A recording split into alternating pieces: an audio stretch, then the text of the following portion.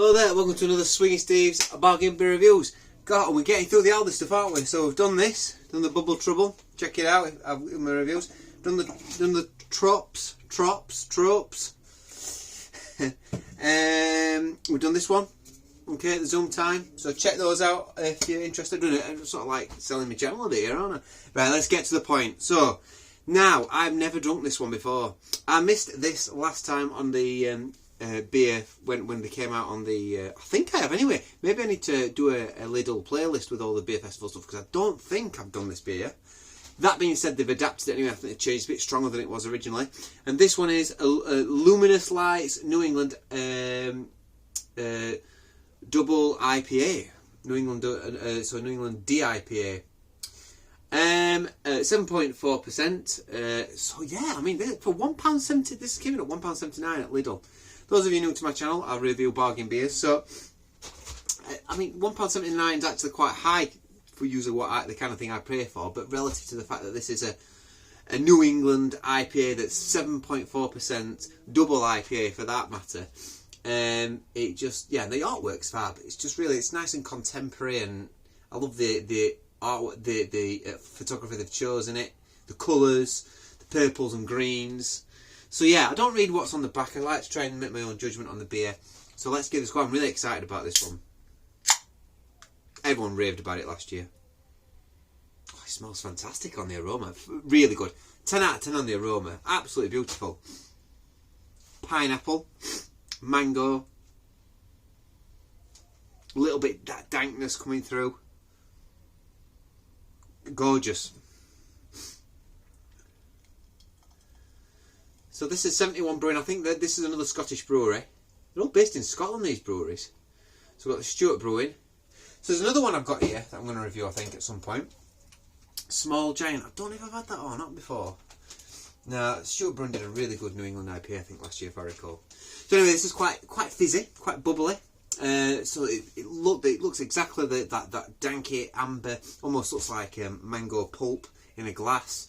We've got loads of head on there. Maybe I poured that a bit wrong. The aroma's still coming through. Ooh, yes. God, yeah, really sweet fruit notes. A little bit of pineapple on there.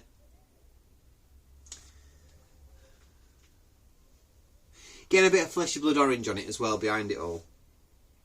It is mainly the pineapple I think I'm getting on that with a bit of mango, but my question, is it a bit artificial, the aroma? Possibly, but I'm not complaining too much. So yeah, there we go. Look at that. Look at that. Looks good. I'm going to wait for that to go down a bit. Meanwhile, so yeah. So I'll just talk a little bit about the Lidl Beer Festival for a couple of seconds while the head's dissipating a little bit after my foul pouring. I think last year it blew everybody away. It blew everybody out of the water. Aldi did one. Everyone was a bit like, meh. There were a couple of good beers that people remember. And then Aldi came and absolutely destroyed everybody. Even the big supermarkets. I mean, a lot of people were saying things like this were competing with the £3 cans in the supermarket. So I'm dead excited to see this. Now, I did review some of the New England IPAs last year, some of the craft cans from Lidl, but like I said, never got all of this one.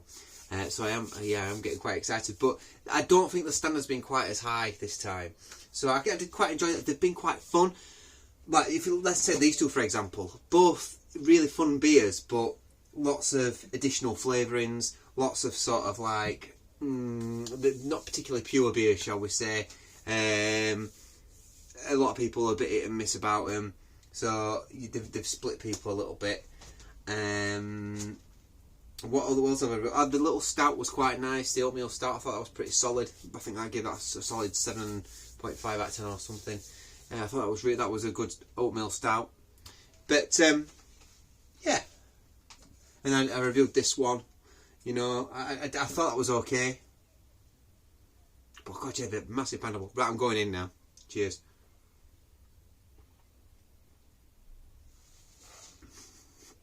Oh. Oh man. Oh. Oh yeah. Oh, that's lovely. That is lovely. A little bit of burp came up. Sometimes you drink a beer, a bit of burp comes up and it almost, you get another flavour of the beer. It's like a little surprise you get when you have a burp, isn't it? You get a nice little rewind of the flavours in full velocity. That tastes beautiful. Got a real richness to it, like you would expect from a double IPA. So it's like a New England double IPA. It's got that like almost like a slight sickliness to it, I suppose, on the back end. It's quite sweet. It's a little bit bitter. It's not that bitter though. It's just dead easy to drink. It's smooth. There must be oats in this beer. It's dead smooth to drink. Not in a million years would I say. Maybe the richness of the beer. Generally, you associate high strength beers with that real rich sort of. It's almost slightly jammy, I suppose. Almost like a rich mac and marmalade sickliness on the back end that I always get from these sort of beers. Reminds me like a really rich pudding, really rich caramelised pudding sort of thing. You know, swish it around. Let's get the whole thing in there. That's gorgeous. That's really nice. That's really, really nice. That's the best one so far. The best one so far. I think that's gorgeous. God, get hold of some of that. Wow. Yeah, it's as cloudy as you like as well, just as you would expect a New England or double IPA to be by this day's standards.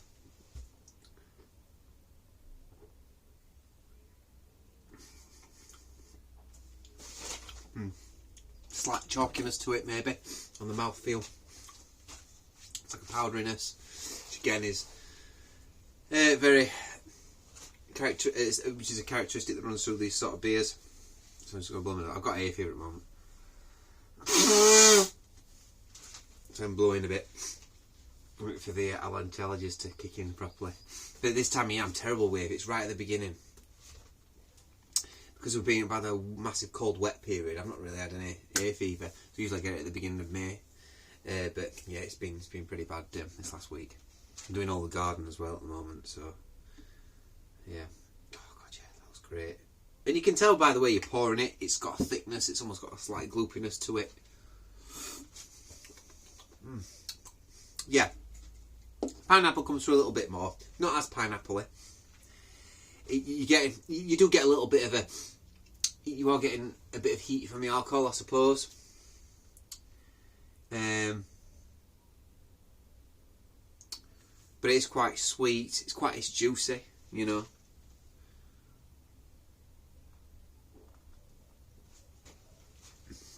Like I said, it's not very bitter. Not for me anyway.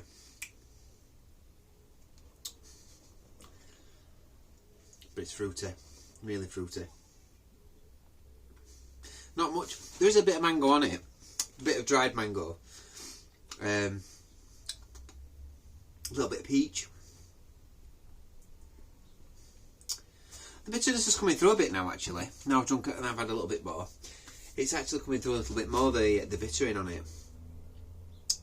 It's almost like this chalkiness, which I quite like. You know, I quite like, to be honest. Listen, this beer is fantastic. It's a really good one. It's a really good one. I mean, for the price, I'm looking at the time how long I've been waffling. 8 minutes 55. Not too bad. Yeah.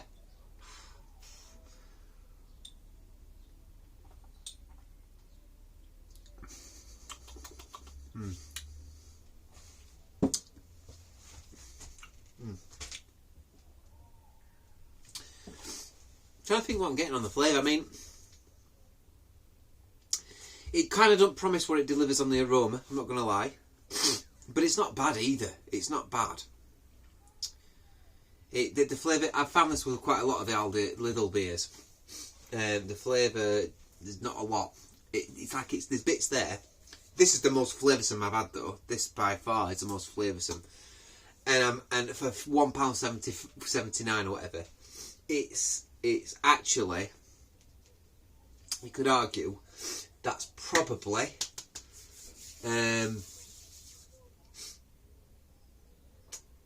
It's not perfect. It's not perfect, but it's bloody good. It's a bloody good beer. So if you're a student watching this and you want to spend a little bit more on your money, but not too much more, you want something that's nice, don't forget it's 7.5%, and you want to try something that's a little bit more of a luxurious beer, shall we say, go for one of these. I reckon they'll be sold out now though, which is a real shame because they go really quick. Next time I'm just going to... The thing is, you don't want them to buy loads because they'll have altered the recipe slightly, so you might buy loads and think, oh God, I wish I'd not bought more because it's not as good this time and I've wasted all that money. You know, so the temptation is just to try that. I would buy more of that. I know this is very controversial, but I would get more of that because I quite liked it. Because it's a bit of fun. I'd probably get more of that as well, actually. But, yeah. I mean, they're cheap. Cheap beers and they're nice alternatives. Nice alternatives for the working class man who can't afford to go to a bottle shop. Someone who works hard for a living. Honest job. They can't necessarily... They want to have something that's a bit more tasty and that's a bit more fruity and a bit more flavoursome, that's got a specific style to it rather than just a generic beer. And they want to pay a little bit more. They can get one of these and it's not too much, it's not destroying bank too much, and they can still enjoy a really, really decent New England IPA. And that's what this is all about. And I suppose that's why I review on this channel as well. To discuss and also put out there the beers that are flying the flag. This is definitely flying the flag, but it's just a shame it's not a permanent fixture in Lidl, and it needs to be. Maybe they can't afford to keep producing this at the price, and maybe that's why it's not a permanent fixture in Lidl. I'd happily pay £2 for that, put it up another 30p. You know, I'd pay more for it. £2.50. Maybe have a £2 range. Have a £2 range, Lidl. You know, a £2 range where you've got some double IPAs in there, or some really strong New England IPAs, or about some stouts or imperial stouts. People are willing to pay the price for beer these days, you know. And the thing is, as well, you might pay £3 in Tesco for a can of beer that's 8%, nearly 10%, some of them. And that's equivalent to 2 bottles that you might buy. And the 2 bottles equates to £3 still. You know, 2 bottles of real ales or whatever. Anyway, I digress. I'm waffling on again, aren't I? Get on with it. Right, so let's read what it says on the back. Luminous Nights is amped up version of Luminous Lights with extra hops, and malt. Yeah, the malt's coming through. I must admit, the malt's, it's got this rich carameliness on the back end for sure, and I love it. I think it's nice. New England DIPA proved to be a big tropical hit, both on aroma taste, with low bitterness to showcase the yeast and hops, unfiltered and unpasteurised, suitable for vegans. So there we go. A beer for the vegans out there. I'm going to finish that off. Oh. Wished my only regret is not buying more of that.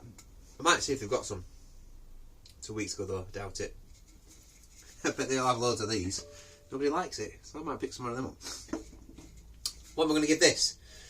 I'm going to give this best beer of the year so far. This gets a 9.6. 9.6 out of 10. 9.6 out of 10. Not quite perfect. I think maybe the flavour lets it down slightly, but I'm just picking here. I'm just picking.